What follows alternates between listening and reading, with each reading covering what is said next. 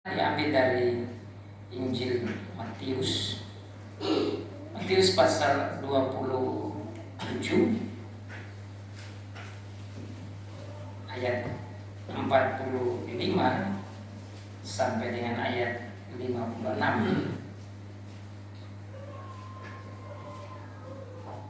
Pembacaan yang kedua diambil dari Injil Lukas. Untuk lihat konteksnya, Lukas pasal 23 ayat 33 sampai 43. Lalu pembacaan yang terakhir diambil dari kitab Injil Yohanes pasal 19 ayat yang ke-16b sampai dengan ayat 30. Sekali lagi untuk lihat konteksnya. Sebelum kita mendengar firman Tuhan, kita akan mendengar beberapa vokal group. Ada dua kan? Atau satu? Vokal group ada? Satu. Oke.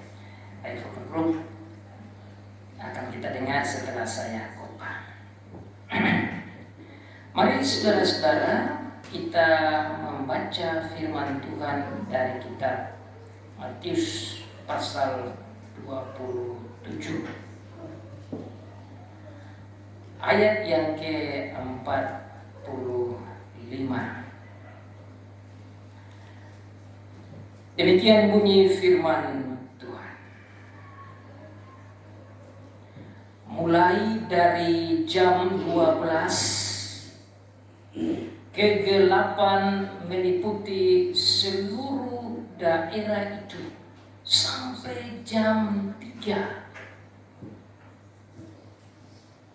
Kira-kira jam 3 berserulah Yesus dengan suara nyaring, Eli, Eli, lama sabachthani.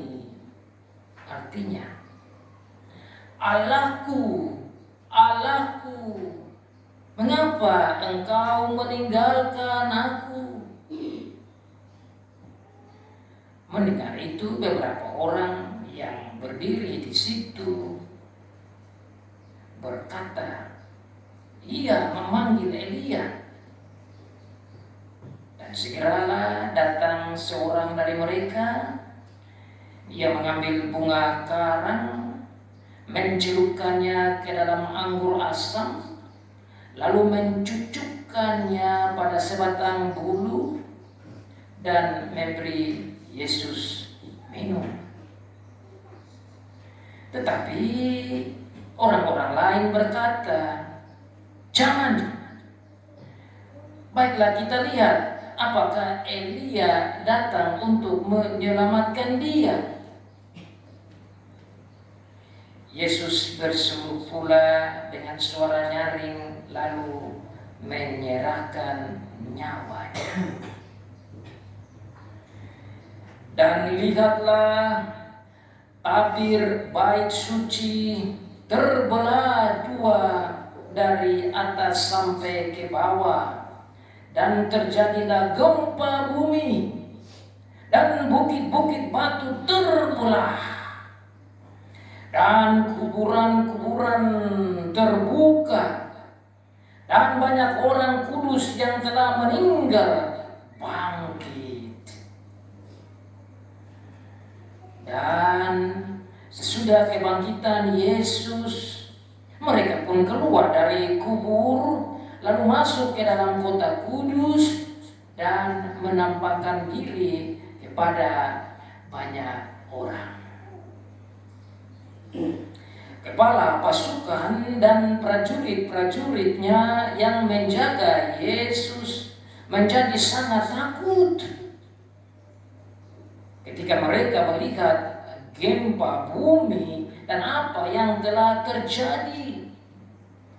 Lalu berkata, sungguh ia ini adalah Anak Allah.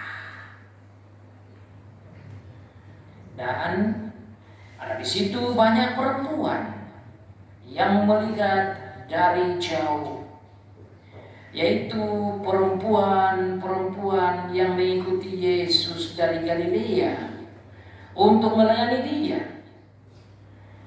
Di antara mereka terdapat Maria Magdalena dan Maria ibu Yakobus dan Yusuf dan ibu anak-anak Zebedius. Kita lihat lagi di kitab Injil Lukas pasal 23 ayat 33 sampai ayat 43.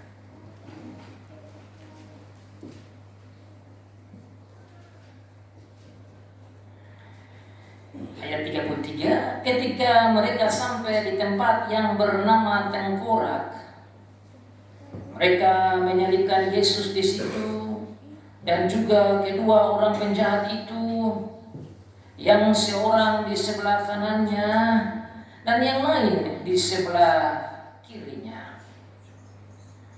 Yesus berkata, "Ya Bapa, ampunilah mereka, sebab mereka tidak tahu apa yang mereka perbuat." Dan mereka membuang undi untuk membagi pakaiannya. Orang banyak berdiri di situ dan melihat semuanya. Pemimpin-pemimpin mengejek Dia, katanya, "Orang lain Ia selamatkan. Biarlah sekarang Ia menyelamatkan dirinya sendiri, jika Ia adalah Mesias, orang yang dipilih Allah." Juga prajurit-prajurit mengolok-olokkan Dia. Mereka mengunjukkan anggur asam kepadanya dan berkata, "Jika Engkau adalah raja orang Yahudi, selamatkanlah dirimu." Ada juga tulisan di atas kepalanya, "Inilah raja orang Yahudi." Seorang dari penjahat yang digantung itu menghujat Dia, katanya, "Bukankah Engkau adalah Kristus? Selamatkanlah dirimu dan kami." Tetapi yang seorang menegur Dia, katanya, "Tidakkah engkau takut juga tidak kepada Allah, sedang engkau menerima hukuman yang sama? Kita memang selayaknya dihukum, sebab kita menerima balasan yang setimpal dengan perbuatan kita. Tetapi orang ini tidak berbuat sesuatu yang salah." Lalu Ia berkata, "Yesus, ingatlah akan aku apabila Engkau datang sebagai Raja." Kata Yesus kepadanya, "Aku berkata kepadamu, sesungguhnya hari ini juga engkau akan ada bersama-sama dengan aku di dalam Firdaus." Bacaan yang terakhir yaitu dari Injil Yohanes pasal 19. Yohanes pasal 19 ayat yang ke-16b sampai dengan ayat 30. Yohanes 19, 16b sampai ayat 30. Mereka menerima Yesus sambil memikul salibnya. Ia pergi keluar ke tempat yang bernama tempat Tengkorak, dalam bahasa Ibrani Golgota. Dan di situ Ia disalibkan mereka, dan bersama-sama dengan Dia disalibkan juga dua orang lain sebelah menyebelah, Yesus di tengah-tengah. Dan Pilatus menyuruh memasang juga tulisan di atas kayu salib itu, bunyinya, Yesus orang Nazaret, Raja orang Yahudi. Banyak orang Yahudi yang membaca tulisan itu, sebab tempat di mana Yesus disalibkan letaknya dekat kota, dan kata-kata itu tertulis dalam bahasa Ibrani, bahasa Latin, dan bahasa Yunani. Maka kata imam-imam kepala orang Yahudi kepada Pilatus, "Jangan engkau menulis Raja orang Yahudi, tetapi bahwa ia menyatakan aku adalah Raja orang Yahudi." Jawab Pilatus, "Apa yang kutulis tetap tertulis." Sesudah prajurit-prajurit itu menyanyikan Yesus, mereka mengambil pakaiannya lalu membaginya menjadi 4 bagian, untuk tiap-tiap prajurit 1 bagian. Dan jubahnya juga mereka ambil. Jubah itu tidak berjahit, dari atas ke bawah hanya 1 tenunan saja. Karena itu mereka berkata seorang kepada yang lain, "Janganlah kita membaginya menjadi beberapa potong, tetapi baiklah kita membuang undi untuk menentukan siapa yang mendapatnya. Demikianlah hendaknya supaya genaplah yang ada tertulis dalam kitab suci. Mereka membagi-bagi pakaianku di antara mereka, dan mereka membuang undi atas jubahku." Hal itu telah dilakukan prajurit-prajurit itu. Dan dekat salib Yesus berdiri ibunya dan saudara ibunya, Maria istri Klopas dan Maria Magdalena. Ketika Yesus melihat ibunya dan murid yang dikasihinya di sampingnya, berkatalah ia kepada ibunya, "Ibu, inilah anakmu." Kemudian katanya kepada muridnya, "Inilah ibumu." Dan sejak saat itu murid itu menerima dia di dalam rumahnya. Sesudah itu, karena Yesus tahu bahwa segala sesuatu telah selesai, berkatalah ia supaya genaplah yang ada tertulis dalam kitab suci, "Aku haus." Di situ ada suatu bekas penuh anggur asam, maka mereka mencucukkan bunga karang yang telah dicelupkan dalam anggur asam pada sebatang hisop, lalu menunjukkannya ke mulut Yesus. Sesudah Yesus meminum anggur asam itu, berkatalah ia, "Sudah selesai." Lalu ia menundukkan kepalanya dan menyerahkan nyawanya. Demikianlah jauh pembacaan firman Tuhan. Diberkati bagi setiap anak Tuhan yang membaca, yang mendengar, dan yang melakukan firman Tuhan. Jemaat Tuhan, pada minggu ini kita akan sama-sama dalami arti 7 perkataan Tuhan Yesus di kayu salib. Pada minggu kemarin saya telah sampaikan ke gereja dalam khotbah saya tentang perkataan Tuhan Yesus di kayu salib bagian pertama dan kedua. Dan sekarang kita akan lebih dalam masuk kepada arti perkataan Tuhan Yesus yang ketiga dan yang keempat. Dan minggu depan saya akan menggali arti perkataan Tuhan Yesus di kayu salib yang ke-5,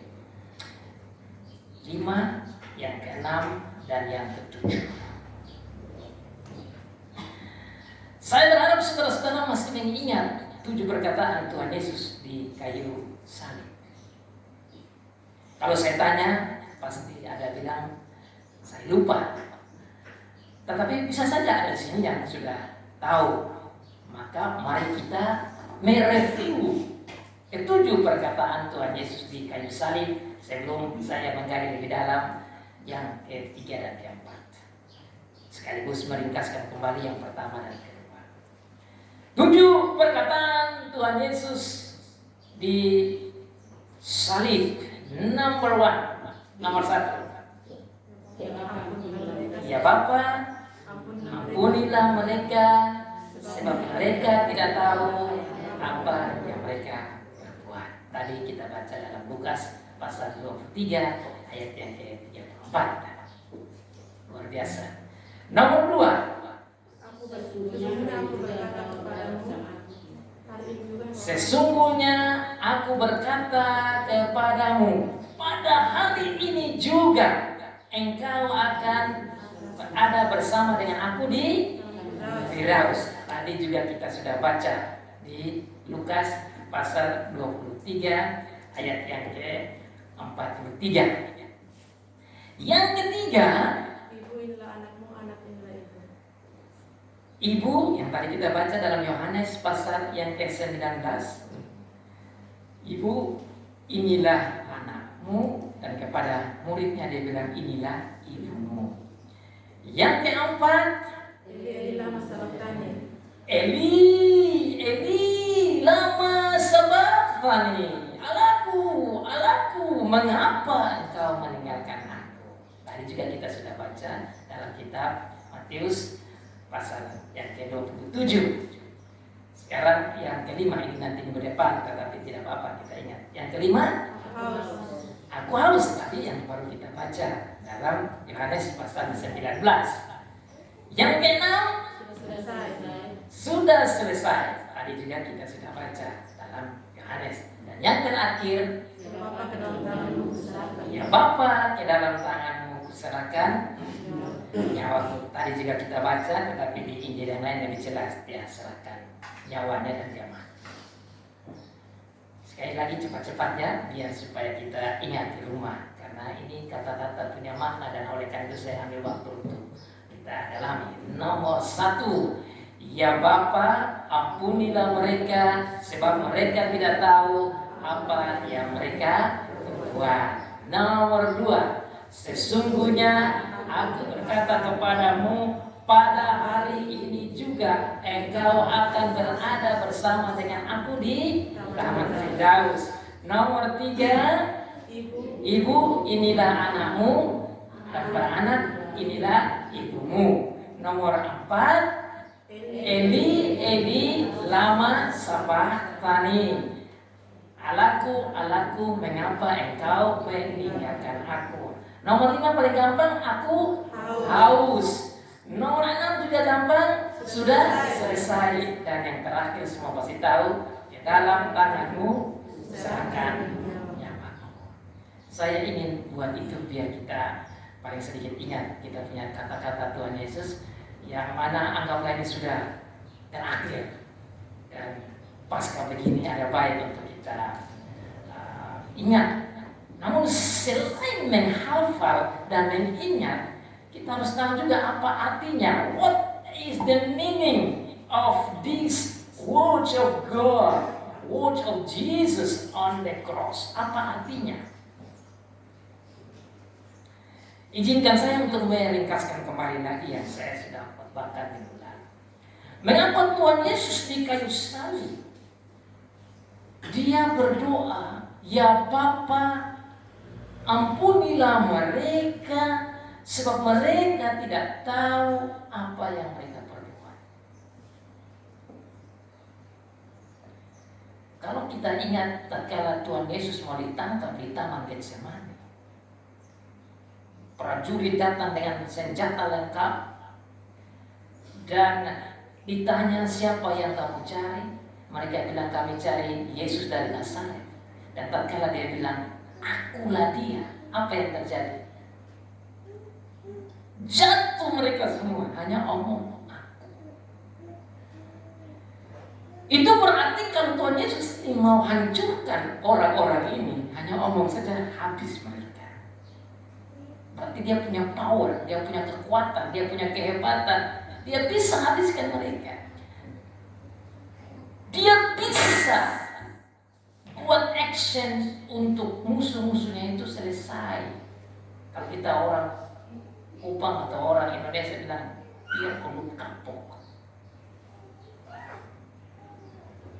Kenapa? Dalam pembacaan sudah lihat Tuhan Yesus ini ditangkap, dipukul, diludahi, diolok-olok, dicambuk. Terlalu banyak kejahatan yang mereka buat terhadap Tuhan Yesus yang harusnya dia tidak terima. Bahkan Pilatus sendiri tidak dapat kesalahan apa sama sekali. Kalau saudara dan saya seperti Tuhan Yesus, saya kira kita akan, apalagi kita punya power. Oh, kalau dibolok saudara, semua orang bolok kita kumpul serang. Itu kan untuk pakai power kita. Kalau kita sendiri-sendiri ya kita pakai batu. Atau ada yang pakai macam-macam untuk menghantam musuh kita. Tapi kita belajar dari Tuhan kita Yesus Kristus. Untuk kita semua, bagaimana kita belajar mengasihi musuh kita. Tuhan Yesus tidak balas jahat dengan jahat. Ini yang saya arti kata pertama. Tuhan Yesus tidak bilang Bapa biar hancurkan semua mereka ini, jahat orang-orang ini, ludahi saya, olok saya. Terlalu banyak kalau kita lihat Tuhan Yesus yang sengsara ini. Dan begitu berat kesengsaraan. Sudah lihat di Taman Getsemani dia berdoa sampai dia punya keringat itu pembuluhnya pecah. Itu berat, dia punya tekanan psikologi, tekanan jiwa, sampai pada tubuhnya begitu keluar pembuluh darah itu pecah. Saya pernah khotbah itu juga, dan saya dalami bahwa kalau orang stres berat itu bisa sampai begitu. Kalau kita saja yang stres biasanya keringat keluar, keringat dingin, ketakutan, itu gejala jiwa. Begitu beratnya, tetapi Tuhan Yesus di dalam menerima berat tekanan, berat aniaya, berat hukuman, penderitaan secara jiwa dan secara fisik, dia bilang, Bapa, ampunilah mereka. Kata lain, Bapa, jangan lenyapkan mereka. Bapa, jangan habiskan mereka. Sekali lagi saudara, kalau kita kena, jangan bilang kena pukul ya. Karena kita kena cibir saja orang jadi pemodel. Kita dengar secara langsung atau dengar gosip atau orang ngomong kita punya nama, kita malah jahat dengan jahat. Itu kita punya model diri kita begitu. Tapi sekarang kita belajar dari Tuhan kita. Tatkala kita rayakan Paskah, Tuhan Yesus berdoa, Bapa ampuni mereka. Ini artinya Tuhan Yesus tidak saja ajar kepada murid-murid dan kepada kita untuk mengampuni orang yang bersalah, tetapi juga dia sendiri menunjukkan itu. Tapi kita mau tanya kenapa Tuhan Yesus berdoa begitu? Dalam perenungan saya amati bahwa Tuhan Yesus buat begitu karena dia sayang orang-orang ini. Dia berdoa supaya Bapa ampuni mereka, agar supaya mereka dapat kesempatan untuk bertobat. Dan betul kalau saudara baca baik-baik, orang-orang yang menolak Tuhan Yesus memang tidak semua, tetapi ada kesaksian fakta Alkitab yang menyatakan bahwa ada banyak imam-imam juga yang bertobat. Dalam kitab Kisah Para Rasul itu kelihatan dan jelas. Itu bagian dari doa Tuhan Yesus. Bahkan Tuhan Yesus di kayu salib karena doanya itu ada penjahat juga yang bertobat. Dan saya anggap ini bagian dari penginjilan Tuhan Yesus, supaya meskipun di kayu salib masih ada juga yang bertobat. Dan buktinya perkataan yang kedua itu akibat doa Tuhan Yesus, sehingga Bapa bekerja dengan Roh Kudus dalam hati penyamun yang ada di sebelahnya, satu tidak diselamatkan, tetapi yang lain mendapat keselamatan. Dan Yesus artinya juru selamat. Ingat aku, waktu engkau datang sebagai raja, raja itu artinya Mesias. Mesias itu artinya yang dijanjikan. Dan tatkala orang katakan bahwa Yesus adalah Mesias, berarti dia akui Yesus adalah anak Allah, adalah juru selamat. Itulah iman. Statement iman inilah yang membuat dia diselamatkan. Dan itu karena kasih Bapa akibat doa Tuhan Yesus. Luar biasa kita punya juru selamat. Tapi bukan hanya untuk orang yang di sebelah, bukan saja untuk imam-imam, bukan saja untuk orang Yahudi, untuk saudara dan saya. Karena kita juga orang berdosa. Tuhan Yesus berdoa supaya kita diampuni dan diselamatkan. Sekarang saudara kita masuk di artian ketiga.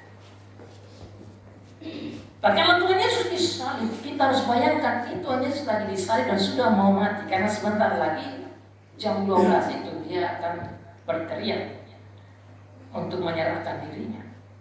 Tidak lama lagi. Tetapi tatkala dia disalib, dalam konteks yang kita baca bersama-sama, di sana ada beberapa perempuan. Mari kita lihat di kitab Yohanes pasal 19.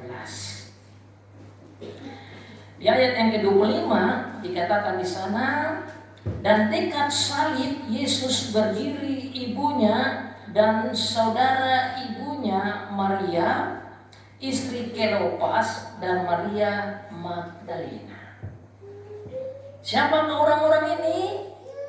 Ibunya tentu kita tahu, namanya Maria. Itu ibu dari Tuhan Yesus.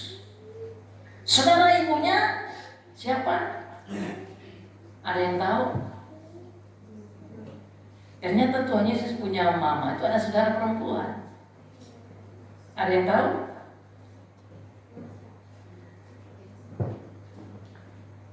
Nama saudari perempuan dari Tuhan Yesus adalah Salome. Salome punya suami namanya Zebedius. Dan Zebedius dan Salome punya dua anak yang ikut Tuhan Yesus jadi murid Tuhan Yesus. Satu namanya Yohanes yang tulis ini, Rasul Yohanes, dan satu namanya Yakobus. Ya, masih ingat ya? Jadi Tuhan Yesus ini punya murid-murid juga, dia punya sepupu, karena dia punya tante, punya anak. Ya, masing-masing bisa bayangkan ya.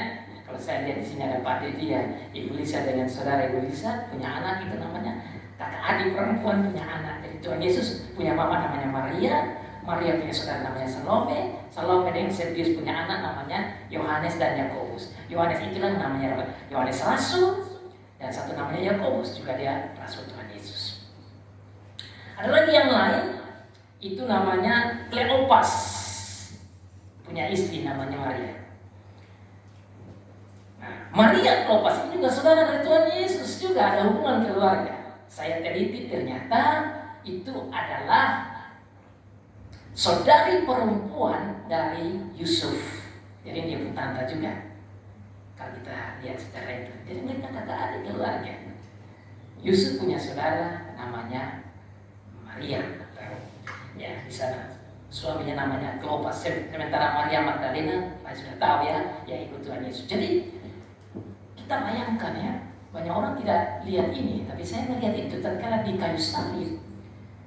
Yang datang itu selain orang-orang yang tidak menyukai Tuhan Yesus, imam-imam kepala Sanhedrin, prajurit-prajurit dari Bait Allah, kemudian orang Romawi datang, tapi datang juga orang-orang yang mengikuti Tuhan Yesus, termasuk Tuhan Yesus punya saudara-saudara keluarga. Dan yang betul, masa kita punya anak, kita punya keponakan dihukum mau mati, mau dikubur, apa semua sakit tidak pergi. Jadi masuk akal ya. Tuhan Yesus pergi, Tuhan Yesus punya mama pergi, Tuhan Yesus punya tante dari mamanya pergi, dan Tuhan Yesus punya tante dari bapaknya juga pergi, dan juga ada perempuan lain, itu Maria Magdalena pergi. Jadi kita bisa bayangkan, mereka pergi karena mereka melihat Tuhan Yesus cukup sengsara.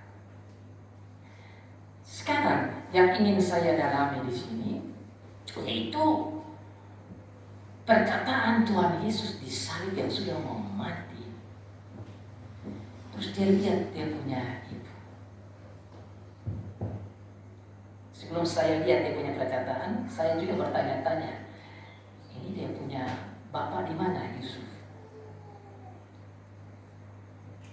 Namun dalam penggalian saya tatkala saya khotbah dari Yohanes pasal 2, tatkala Tuhan Yesus membuat mukjizat air menjadi anggur, itu juga Yusuf tidak ada. Semua ada, murid-murid ada, keluarga besar ada, dan Maria berdiri untuk menangani kekurangan anggur itu. Jadi bukan Yusuf yang berdiri, Maria yang berdiri. Karena keluarga. Dan di situ banyak penulis katakan bahwa Yusuf sudah meninggal. Dan di sini juga masuk akal, Yusuf tidak ada, maka Maria sendiri. Dan saya pikir itu masuk akal. Kan harusnya Yusuf juga datang, masa anaknya mau mati, bapak tidak datang, bagaimana? Nah, sekarang tatkala sudah ada di salib, Tuhan Yesus ini begitu luar biasa. Dia menanggung penderitaan dan kematian untuk banyak orang, tetapi di dalam menanggung penderitaan bahkan akan mati untuk gereja, untuk begitu banyak orang, dia tidak lupa mamanya. Luar biasa. Dia tidak lupa ibunya. Maka waktu disalib, dia lihat dia punya mama. Dia bilang, kalau bahasa kita ya, mama, ini anakku. Dia tunjuk ke Yohanes, Rasul. Dia punya sepupu yang bukan saja keluarga, tapi Yohanes Rasul ini adalah menjadi pemimpin gereja yang luar biasa. Dan Tuhan Yesus tahu itu. Dan Yohanes ini sangat dekat dengan Tuhan Yesus. Kalau kita dengar cerita Alkitab yang lain, selalu Tuhan Yesus itu kalau mengajar, dia selalu taruh dia punya badan di Tuhan Yesus, dia menaruh. Karena mereka sangat dekat. Tuhan Yesus mengasihi dia, dikatakan murid yang dikasihi Tuhan Yesus. Jadi Tuhan Yesus tidak sembarang memilih orang untuk memberikan mamanya. Kalau tadi saya katakan seorang janda yang harus diperhatikan, karena Tuhan Yesus ada suruh. Kita harus paham itu juga ya. Tidak bisa kita ini pikir Tuhan Yesus ini manusia, Tuhan Yesus juga manusia, dan dia sebagai yang suruh.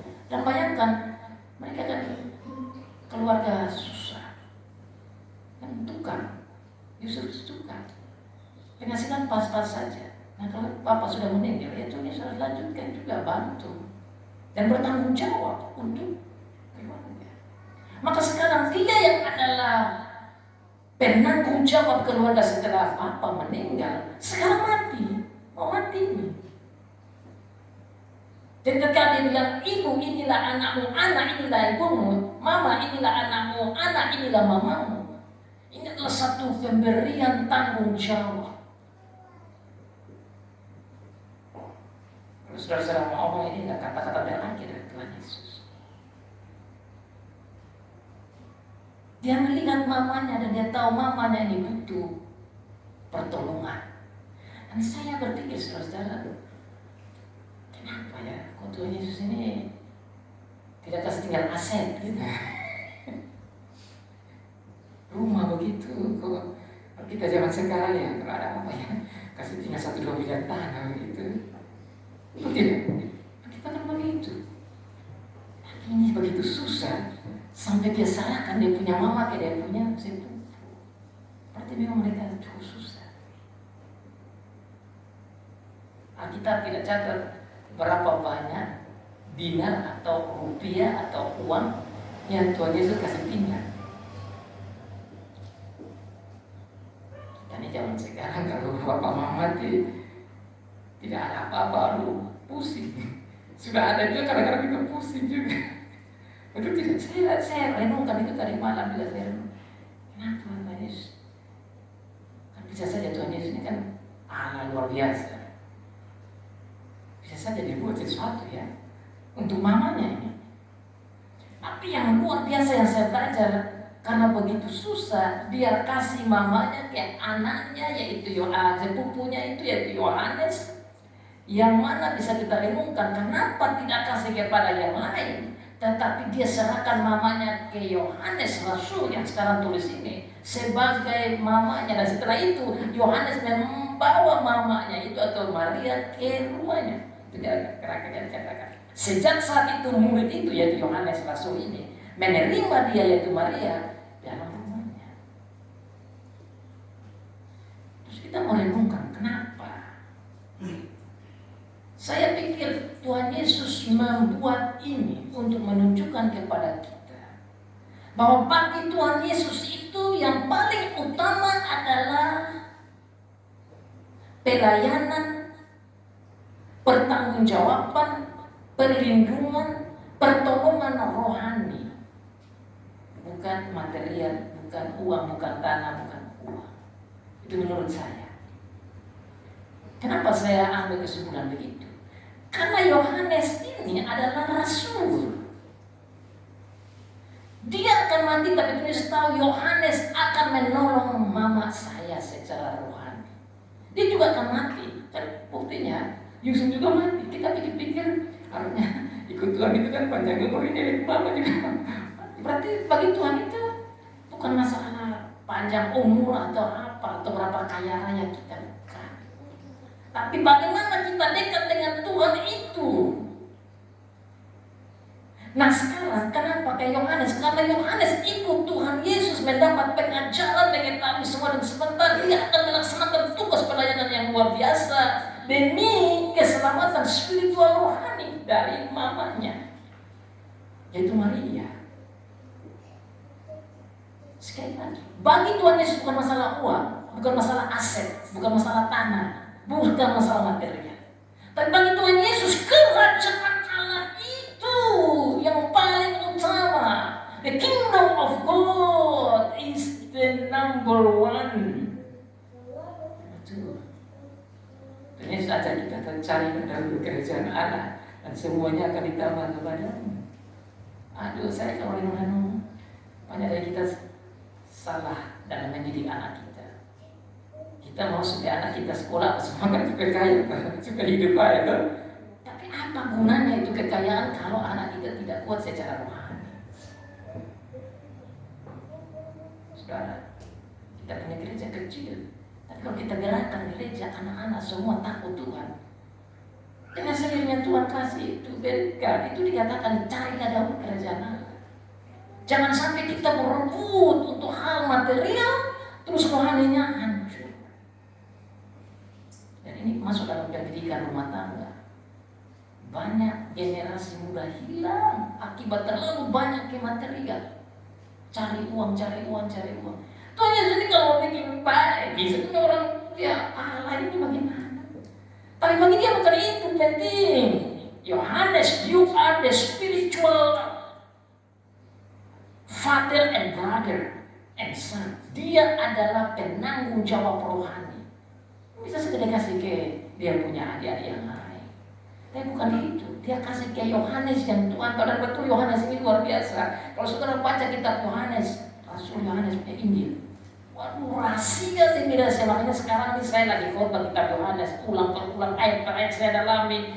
Begitu banyak rahasia surgawi yang Tuhan kasih ke Yohanes. Ya, kalau saudara buka di surat Wahyu, dia saja yang tahu itu rahasia itu Wahyu, kapan Tuhan Yesus datang, apa semua dia punya. Akhir zaman itu Yohanes yang tahu itu.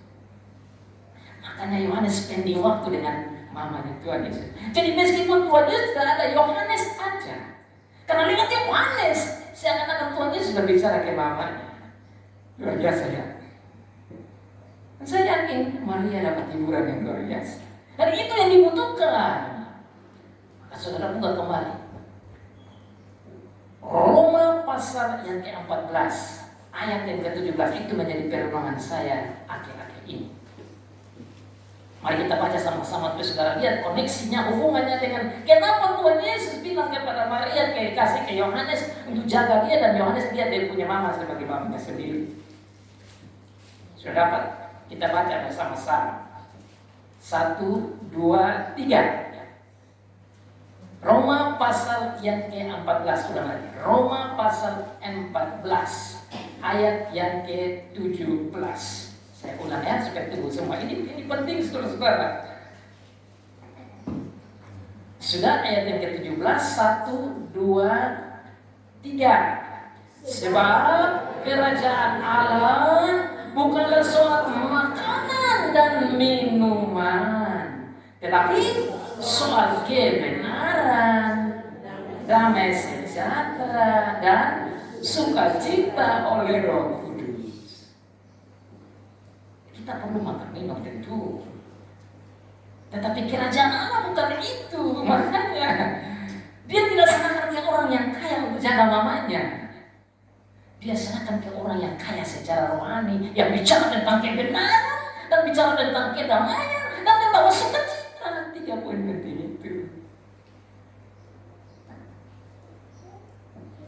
Sekali lagi saudara-saudara, fokus Tuhan Yesus bukan makan minum.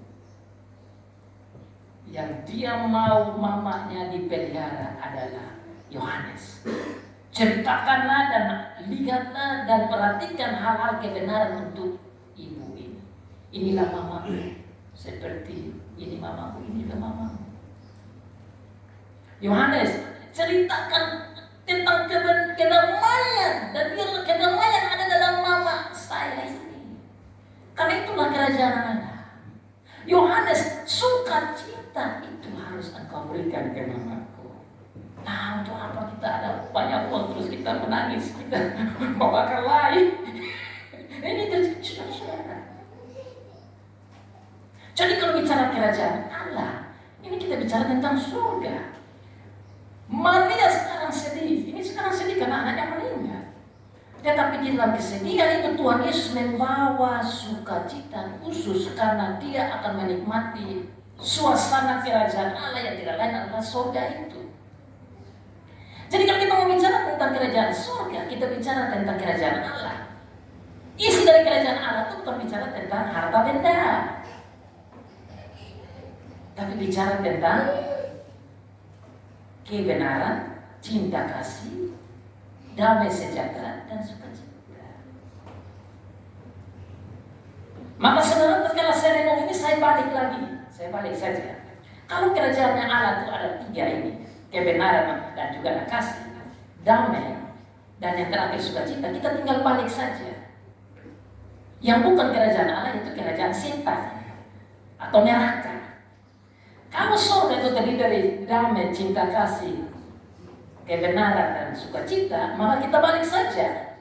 Kebenaran itu ya kejahatan. Siapa yang suka bawa kejahatan itu bagian dari ciri-ciri khas kehidupan orang neraka di situ. Jadi jemaat di sini pulang pikir baik-baik, kita orang neraka atau orang surga. Orang surga penuh dengan kebenaran dan kasih.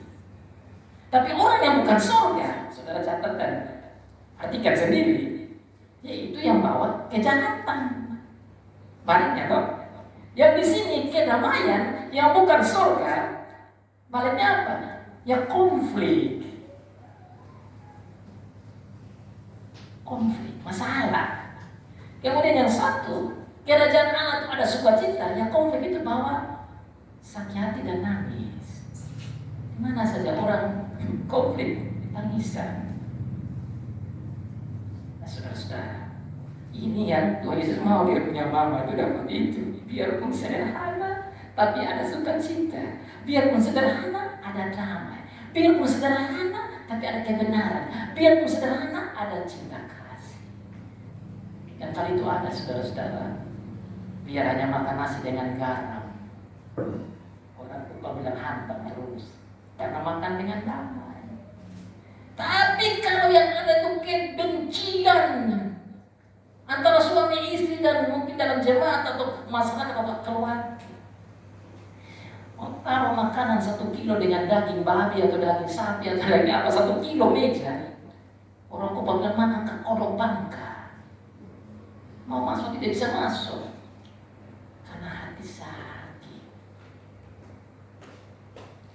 sakit, tangisan, konflik, perkelahian, benci.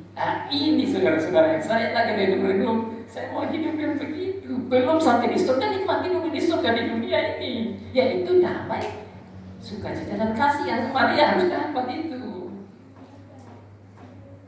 Saudara-saudara dengar ini, saudara pun akan catat di rumah nih, bagaimana saya dan istri saya, mama ini, wajar semua matahari kita, bapak yang apa nikmati surga dulu, dia tahu itu. Anak yang mari kita kok kita cari tentang surga. Tadi Tuhan Yesus mau Yohanes dan dia punya mama ngomong enak-enak. Artinya kita ini memang masih hidup di dunia ini masih ada. Namanya juga manusia, ada salahnya. Ada kita punya kekurangan. Tapi ayolah cari jalan-jalan keluar supaya ada itu damai itu. Karena damai selalu membawa sukacita. Kasih selalu membawa damai, damai selalu membawa sukacita. Dan itu yang Maria nikmati bersama dengan Yohanes.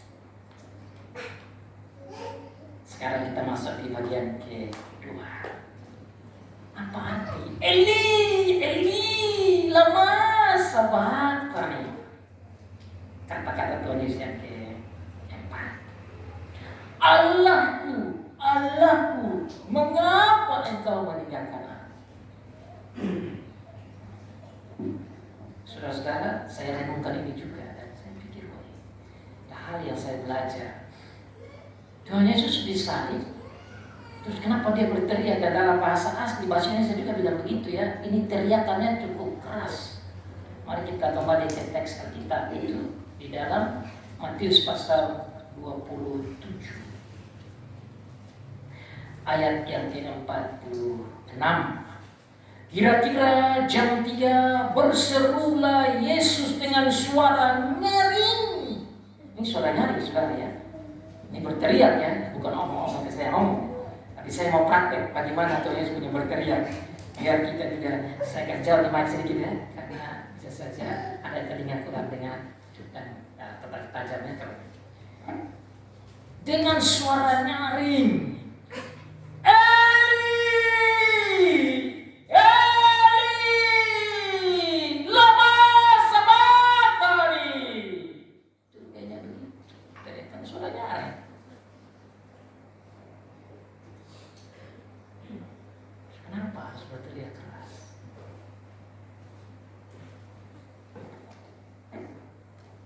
Sudah mau mati, tapi ada tenaga berteriak keras. Saya renungkan dan dalam penulisan seorang bapak gereja namanya Klaus Schluter. Ini salah satu orang pimpinan gereja di Belanda yang cukup tajam dan pintar. Dan banyak orang-orang reform, gereja-gereja reform di dunia ikut dia punya pengajaran. Dan dalam penafsirannya dia katakan bahwa ini adalah saatnya Tuhan Yesus mengalami saat dia dihukum oleh Bapa yang terberat di dalam kerajaan maut. Jadi kalau saudara tadi kita bangkit berdiri, kita bilang aku percaya kepada Allah Bapa dan kepada Tuhan Yesus yang mati dan turun ke dalam kerajaan maut. Artinya ini, karena dosa-dosa kita, dia ditinggalkan oleh Bapa. Karena dosa-dosa kita, dia dihukum oleh Bapa. Karena dosa-dosa kita, dia dimurkai oleh Bapa. Dengan bahasa meninggalkan itu sama dengan dia dimurkai. Dan saudara lihat, tatkala dia mendapat hukuman itu, dunia pun tidak mampu menerima sehingga terjadi kegelapan. Matahari seperti diam saja, gelap gulita. Karena bukan saja marah dari Bapa, tapi murka dari Bapa. Kalau marah masih biasa, tapi kalau murka mengerikan, saudara. Dan itulah keadaan di neraka itu. Allah murka kepada orang-orang berdosa. Dan orang-orang yang di sana itu yang tidak percaya Tuhan Yesus, tatkala Allah murka mengerikan, saudara-saudara. Maka Tuhan Yesus bilang apa? Kalau di sana itu seperti ada kertakan gigi dan tangisan setiap detik selama-lamanya. Dan Tuhan Yesus alami itu.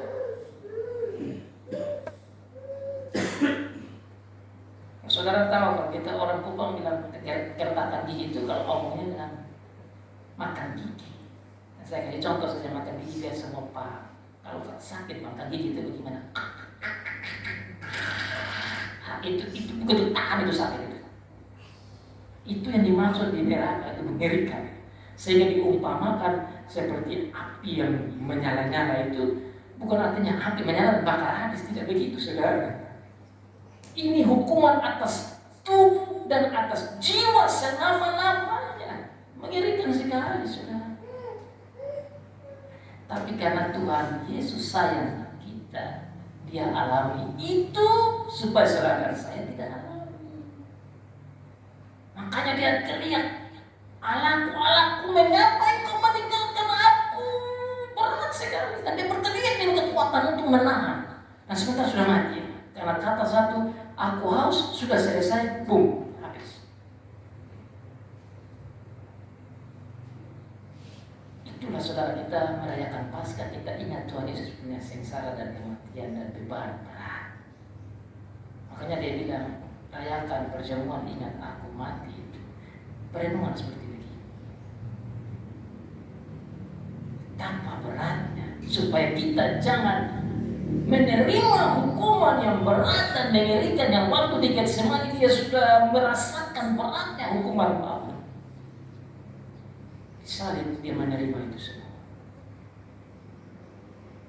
Dia menerima itu supaya kita jangan ke situ. Makanya saudara, kenapa Dia minta kita ke gereja tiap hari Minggu? Supaya kita terima kasih.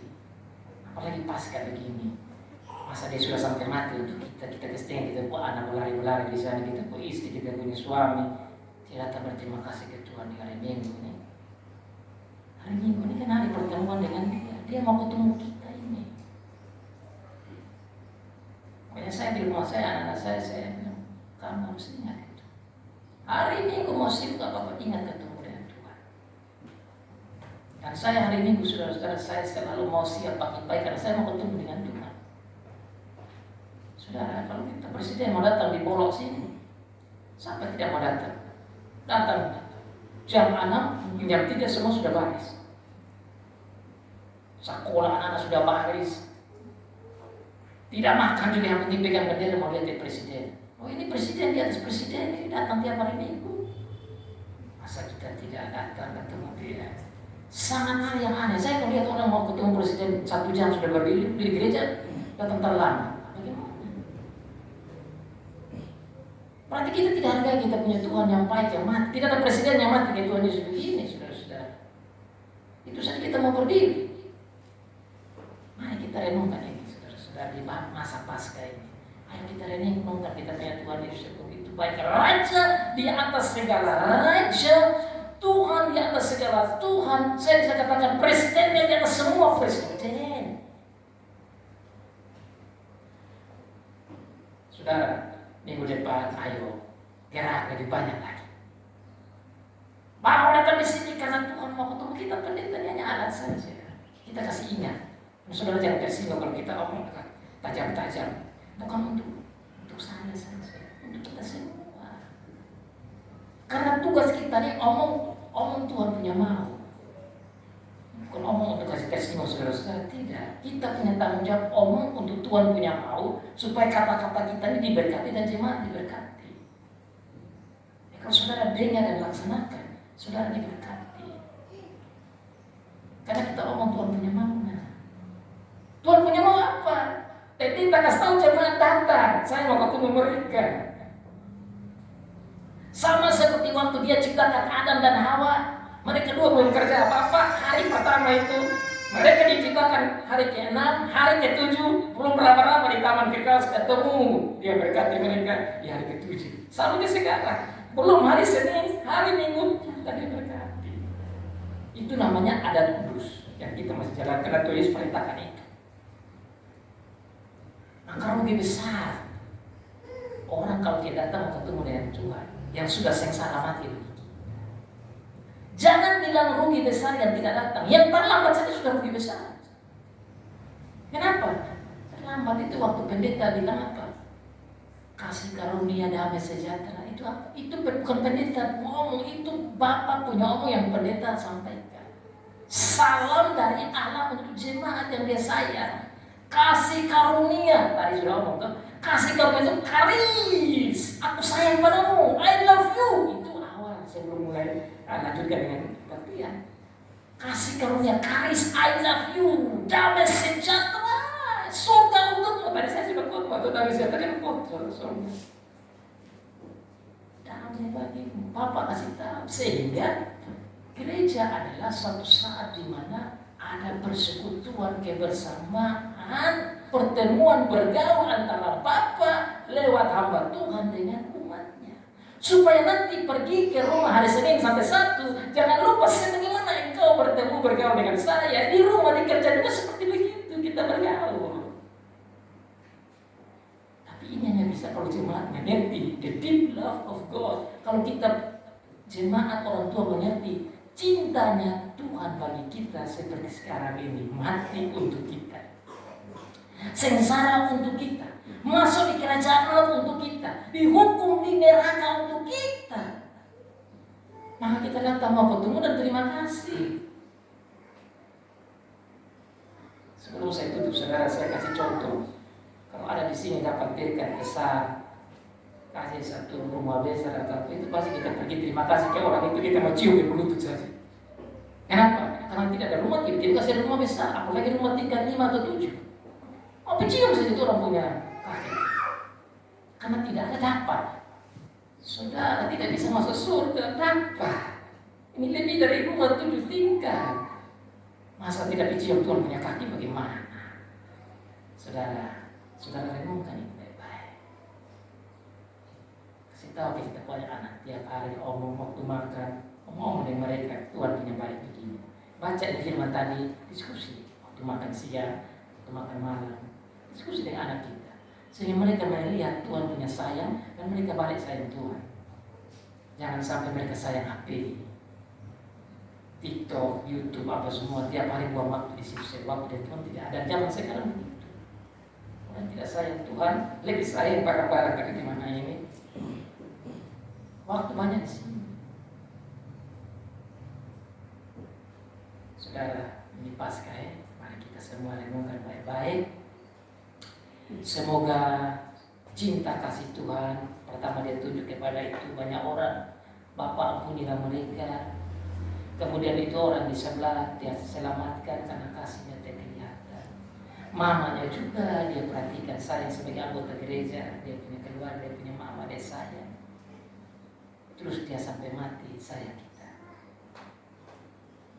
Itulah kerajaan Allah, berisikan kebenaran, cinta kasih, kedamaian dan sukacita. Damai ada di hatimu atau tidak? Kasih ada di hatimu atau tidak? Sukacita ada di hatimu atau tidak? Jikalau ada, hai sahabat, puji Tuhan, biar kita kembali dengan damai, dengan kasih dan sukacita, meskipun kita sederhana tapi kita kaya. Kenapa? Karena itulah kerajaan Allah. Semua yang lain akan ditambahkan bagi kita. Amin.